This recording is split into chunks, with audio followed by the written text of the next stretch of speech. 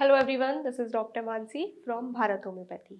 आज हम फिर से एक बार बात करेंगे अस्थमा के बारे में, लेकिन आज हम बात करेंगे कि अस्थमा में आपको किस तरीके का खाना खाना चाहिए, कि आप जो अपना डेली रूटीन में जो भी खाना खा रहे हैं उसमें आप क्या क्या चेंजेस ऐसे ला सकते हैं जिससे आपको अस्थमा के लक्षण में बहुत ज़्यादा आराम मिलने वाला है, आपको सांस लेने में बहुत ज़्यादा राहत मिलने वाली है। तो सबसे पहली चीज़ की अगर हम बात करें तो आप अपनी नॉर्मल डाइट में खाते हैं रोटी। तो रोटी में अगर मैं आपको बताऊँ तो आप 2 तरीके के आटे होते हैं, एक होता है बाजरे का आटा और एक होता है जौ का आटा। अगर आप इन दोनों ही आटों की रोटी अपनी डाइट में नॉर्मल आटे की जगह इंक्लूड करते हैं, तो ये आपके अस्थमा के सिम्पटम्स में बहुत ज़्यादा आपको आराम देगा। क्यों? क्योंकि दोनों ही आटे जो होते हैं वो एंटी इन्फ्लेमेटरी प्रॉपर्टी रखते हैं। अब जब आप इन आटों की रोटी खाएँगे तो वो आपकी इन्फ्लेमेशन को कम करेंगे, जो आपके अंदर आपके लंग्स में, आपकी लंग्स की वेन्स में जो भी नलियों में सूजन आई हुई है वो उसको कम करने में बहुत ज़्यादा मदद करते हैं। आप बाजरे की रोटी या फिर आप जौ की रोटी खाते हैं। दूसरी चीज़ हम बात करते हैं ऑयल्स की। सभी खाने में ऑयल्स डालते ही हैं, बिना ऑयल्स के खाना नहीं बन सकता। तो ऐसे 2 तेल होते हैं जो अगर आप अपनी डाइट में नॉर्मल ऑयल्स की जगह यूज़ करेंगे तो उससे भी आपको अस्थमा ही नहीं और भी बहुत चीज़ों में फ़ायदा होने वाला है, लेकिन अस्थमा में तो होने ही होने वाला है। एक तेल होता है अलसी का तेल, that is flax seed oil, और दूसरा तेल होता है तिल का तेल जिसको हम बोलते हैं। अगर आप इन दोनों ही तेलों का इस्तेमाल करते हैं अपनी डाइट में, अपने खाने बनाने में, तो आपको बहुत ज़्यादा फ़ायदा होने वाला है। वो कैसे?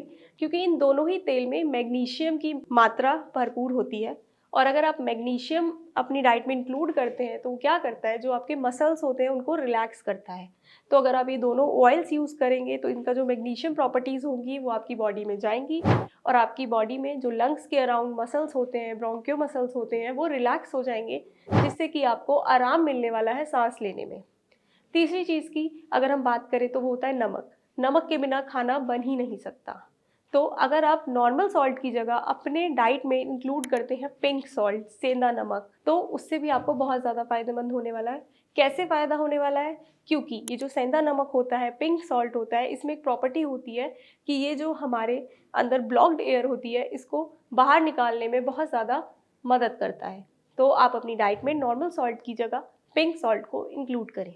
चौथी चीज़ की अगर हम बात करें तो वो है कुछ सब्जियाँ। वैसे तो हरी सब्जियाँ सभी फ़ायदेमंद होती हैं, जो भी आप लेते हैं, या सीज़नल वेजिटेबल्स होती हैं, वो सभी आपके लिए फ़ायदेमंद होती हैं। लेकिन एक सब्ज़ी आती है करेला, जिसको हम बोलते हैं बिटर गॉर्ड। अगर आप वो ले रहे हैं तो वो बहुत ज़्यादा फ़ायदेमंद होती है, क्योंकि बिटर गॉर्ड में भी एक ऐसी प्रॉपर्टी होती है जो आपके अंदर की इन्फ्लेमेशन को कम करती है। दूसरी होती है स्पिनच, पालक। पालक इम्यूनिटी बूस्टर भी है और पालक में विटामिन बी भी भर-भर के होता है। तो अगर आप ये 2 चीज़ें भी अपने खाने में इंक्लूड करते हैं तो आपको बहुत फ़ायदा होता है। छठी चीज़ की अगर हम बात करें तो वो है मीठा। मीठा सभी खाते हैं खाने के बाद। नॉर्मल है कि हम चाहते ही हैं कि खाने के बाद हम 1 पीस मीठा खा लें या कुछ भी मीठा हमें मिल जाए। लेकिन अगर आप उस मीठे की जगह गुड़ या फिर खजूर खाते हैं तो वो आपको बहुत फ़ायदा करेगा।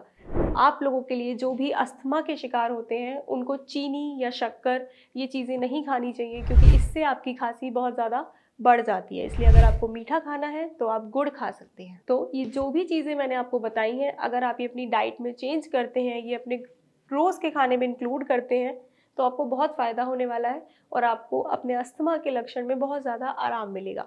और इसके साथ ही साथ अगर आप इसका ट्रीटमेंट भी लेते हैं तो अस्थमा आपका बहुत ही जल्दी क्योर होगा, आपको बहुत ही ज़्यादा आराम मिलेगा, और इसके लिए आप होम्योपैथिक ट्रीटमेंट लें, क्योंकि अस्थमा होम्योपैथिक ट्रीटमेंट से ही जड़ से ट्रीट हो सकता है, क्योर हो सकता है। बाकी पैथीज़ में ये क्योर नहीं हो पाता है, लेकिन होम्योपैथी इसको क्योर कर देती है।